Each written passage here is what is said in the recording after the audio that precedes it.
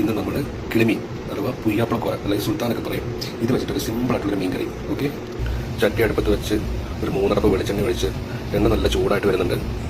ഉലുവ, കടുക്, ഇനി ഇഞ്ചി, പച്ചമുളക്, കരിവേപ്പില, ഇച്ചിരി കുഞ്ഞുള്ളി എല്ലാം കൂടി ഇട്ടിട്ട് വരച്ച്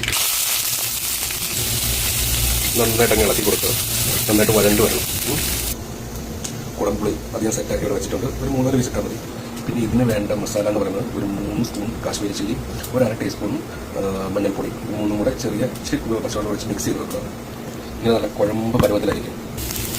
വെളുത്തുള്ളി ഇഞ്ചിയുടെയൊക്കെ പച്ചമുളകൊക്കെ മാറി നന്നായിട്ട് വഴണ്ട് വന്നിട്ടുണ്ട്. ഇനി നമുക്ക് നമ്മുടെ തയ്യാറാക്കി വെച്ചിരിക്കുന്ന മസാല ഇതിനകത്ത് ഇടാം.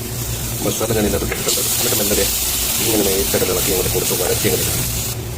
അതുകൊണ്ടോ ഈ മൂടിലായി വരണം. ഇനി നമുക്ക് പുളിവെള്ളം ഇതിനകത്ത് ഒഴിച്ചു കൊടുക്കാം.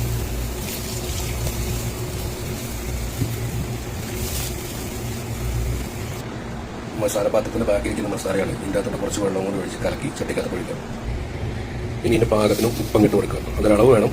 എന്നിട്ട് അളവ് പക്കയാണ്. ഓക്കെ, ഇനി അങ്ങോട്ട് തീ കൂട്ടി അങ്ങോട്ട് വെക്കണം. ഇതൊന്ന് തിളച്ച് വരുന്നവിടം വരെ തീ അങ്ങോട്ട് ഫുൾ ഫ്ലെയിമിൽ വെക്കണം. നന്നായിട്ട് തിളച്ചിട്ടുണ്ട്. ഇനി നമുക്ക് ഇതിനകത്തോട്ട് മീൻ പീസിട്ട് കൊടുക്കാം. അങ്ങനത്തെ നമ്മുടെ പുയ്യാപ്പള മീൻ കറി റെഡി ആയിട്ടുണ്ട്. ഇനി ഇതാ ഇച്ചിരി വെളിച്ചെണ്ണയും കൂടെ അങ്ങ് ഒരടപ്പ് പൊടിച്ചു കേട്ടോ. സംഭവം സെറ്റ്. ഓക്കെ.